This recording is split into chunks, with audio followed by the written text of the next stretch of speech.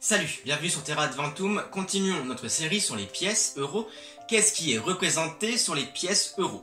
On a déjà vu des pays comme la France, l'Allemagne, l'Italie, l'Espagne, etc. Bref, allez jeter un coup d'œil. Aujourd'hui, nous allons voir ce qu'il en est pour les pièces euros grecques.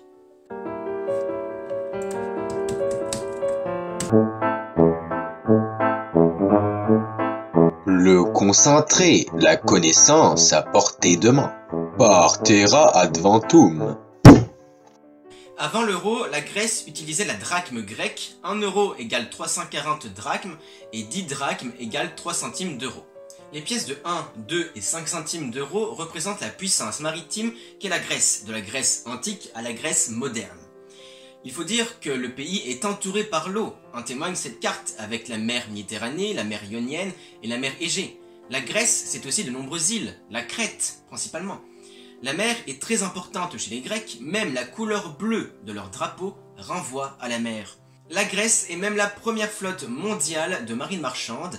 Elle possède quasi 17% du tonnage total de la flotte mondiale. Revenons aux pièces. Les pièces de 1 centime représentent une trière athénienne datant du 5e siècle avant Jésus-Christ. Il s'agit d'un bateau de combat, l'un des plus gros navires de guerre de l'Antiquité. Une trière mesure à peu près 40 mètres de long, 5 mètres de large, pour un poids de 46 tonnes. Il pouvait atteindre une vitesse maximale de 16 km à l'heure. Quand on est à l'Antiquité, j'imagine que c'est pas de la vapeur qui le propulse, peut-être les voiles. Effectivement, les trières avaient des voiles, mais ils avançaient surtout à la force des bras. Et oui, en effet, sur les 200 membres de l'équipage, 170 étaient des rameurs, répartis sur 3 niveaux, d'où le nom du bateau, trière pour 3, les 3 niveaux de rameurs. Les autres membres étaient le triérarque, le capitaine, un riche citoyen, car il devait payer une partie du coût des campagnes militaires. 5 officiers étaient sur son commandement. En second, le timonier, celui qui est à la barre, un officier de proue qui est aussi vigie, un responsable des rameurs et un trésorier. Le reste de l'équipage était des marins et bien sûr des militaires, 10 hoplites, simples fantassins et 4 archers. Les pièces de 2 centimes représentent une corvette. Le bateau, pas la voiture. C'est un petit navire de guerre, léger et rapide, apparu à la fin du XVIIe, un simple 3 mâts. C'est quoi le rapport avec la Grèce, me diriez-vous? Eh ben, c'était l'un des principaux bateaux utilisés par les Grecs lors de leur guerre d'indépendance. La guerre d'indépendance grecque se déroule de 1821 à 1829 contre l'Empire ottoman qui occupait le territoire depuis le XIVe siècle. En atteste cette carte de l'Empire ottoman. Pour plus d'infos sur la guerre d'indépendance grecque, je vous conseille l'archipel en feu de Jules Verne. À l'issue de la guerre et de la victoire grecque, est fondé en 1832 le royaume de Grèce avec Othon Ier à sa tête.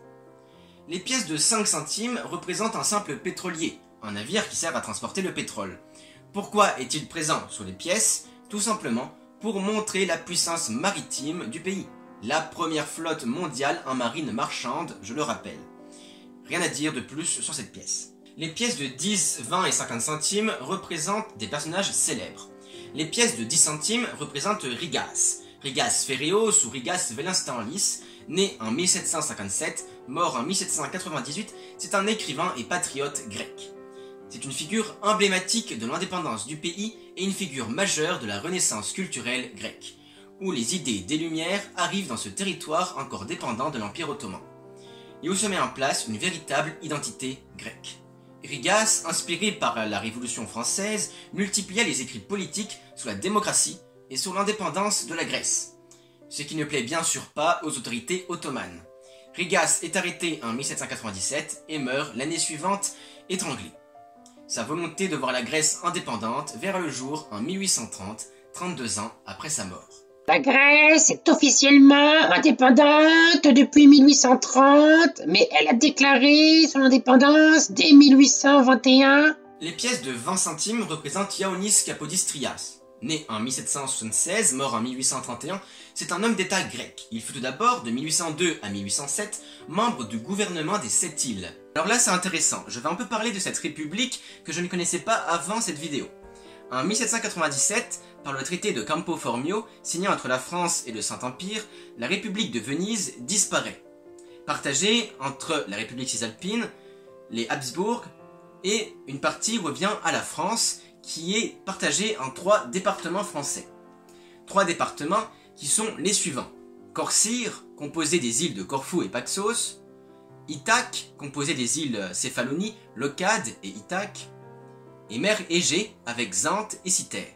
En 1799, la France perd ses îles lors du siège de Corfou mené par la Russie. C'est là qu'est créée en 1800 la République des 7 îles sous protection russe et ottomane, puis plus tard sous protection française. En 1814, les îles deviennent britanniques sous le nom de République des îles Ioniennes, et en 1864, elles sont remises à la Grèce.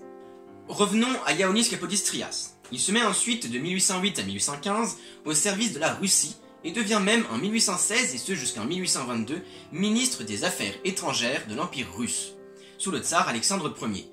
Et surtout le poste pour lequel il est connu, et qui est la raison de sa représentation sur les pièces, c'est qu'il devient dès 1827 le gouverneur de la Grèce indépendante, le premier gouverneur, poste qu'il occupe jusqu'à sa mort prématurée en 1831, assassiné par ses opposants. On dit que Ioannis, voyant la pauvreté du peuple grec, aurait refusé de percevoir un salaire en tant que gouverneur, laissant cet argent au pays. Les pièces de 50 centimes représentent Elefthérios Venizelos. Né en 1864, mort en 1936, c'est un homme politique grec. Il est considéré comme le fondateur de la Grèce moderne. Il est né et vit pendant ses jeunes années en Crète, alors que l'île appartient toujours à l'Empire ottoman, contrairement à la Grèce continentale. En 1898, la Crète devient indépendante. Venizelos participe à l'écriture de la Constitution et fait même partie du gouvernement. Il est même Premier ministre de la Crète autonome en 1910. Bien sûr, la Crète souhaite se rattacher à la Grèce. Un acte d'union est proclamé en 1908 et est rendu officiel en 1913. Venizelos, quant à lui, est demandé au pouvoir en Grèce à la suite du coup de Goudi, un coup d'état militaire. Il accepte seulement lorsque la démocratie est revenue. C'est comme ça qu'en 1910, il devient le Premier ministre de la Grèce sous Georges Ier. Venizelos participe à la modernisation du pays, principalement de son armée, ce qui permet une victoire de la Grèce aux 2 guerres balkaniques. Le roi Georges Ier meurt en 1913. Son fils, Constantin Ier, lui succède.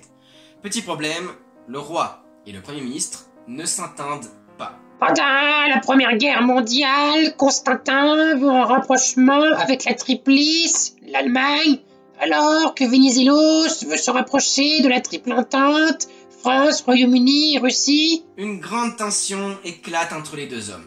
La Grèce se partage en 2, et le roi démet de ses fonctions Venizelos en 1915. Elefthérios décide tout simplement avec ses partisans de fonder un nouveau gouvernement, le gouvernement de défense nationale, gouvernement soutenu par la Triple Entente. En 1917, le gouvernement de Venizelos a conquis toute la Grèce et la France a poussé le roi Constantin Ier à l'exil. Un nouveau roi est nommé Alexandre Ier. Venizelos devient son premier ministre jusqu'en 1920. Il redevient premier ministre de 1928 à 1933 alors que la Grèce est devenue une république sous la présidence de Pavlos Koundouriotis puis d'Alexandros Zaimis. Venizelos participe toujours à la modernisation du pays. À noter que la Grèce redevient une monarchie en 1935 et ce jusqu'en 1974. Les pièces de 1 et 2 euros font référence à la Grèce antique.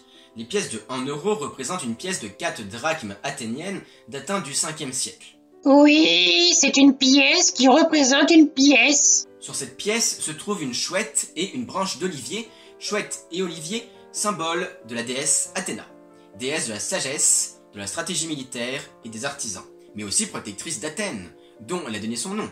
Le Parthénon, sur l'acropole d'Athènes, lui est d'ailleurs dédié. À cette période, le 5e siècle, entre 431 et 404, Athènes et ses alliés, la Ligue de Délos, étaient en guerre contre Sparte et ses alliés, la Ligue du Péloponnèse, dans ce qui est connu comme la guerre du Péloponnèse. Pour ceux qui ne savent pas, la Péloponnèse, c'est le nom de cette grande presqu'île. Sparte gagne la guerre, la Ligue de Délos est dissoute. Les pièces de 2 euros représentent l'enlèvement d'Europe par Zeus. Europe était une princesse phénicienne, la fille du roi de Tyr. Éprise de sa beauté, Zeus, le dieu des dieux, se transforma en beau taureau blanc pour ne pas l'effrayer et pour ne pas être vu de Héra, la femme de Zeus, très jalouse. Europe s'approcha de l'animal et le chevaucha. Aussitôt, Zeus enlève la princesse. De leur union naissent Sarpédon, Rhadamante, l'un des juges des enfers, et Minos, roi légendaire de Crète, celui qui a donné son nom à la civilisation minoenne, celui qui est responsable, en quelque sorte, de l'existence du Minotaure, celui qui ordonna à Dédale la construction d'un labyrinthe pour ce même Minotaure. Bref, pour en revenir à la pièce, elle représente un événement mythologique en rapport avec le dieu des dieux, avec une de ses innombrables maîtresses. Pour conclure, les pièces euro-grecques représentent pour les petits centimes des navires, symbole de la puissance maritime actuelle et antique du pays. Les 10, 20 et 50 centimes, eux, montrent 3 hommes politiques qui ont fait de la Grèce ce qu'elle est aujourd'hui depuis son indépendance vis-à-vis des Ottomans. Et enfin, les pièces de 1 et 2 euros veulent indiquer le passé historique de la Grèce avec sa mythologie, entre autres. C'est tout pour aujourd'hui. Fin de cette vidéo. J'espère qu'elle vous a plu. Si c'est le cas, n'oublie pas de l'aimer, de la partager et surtout abonne-toi. Et rejoins-nous sur Discord, TikTok, Instagram. À la prochaine pour de nouvelles pièces.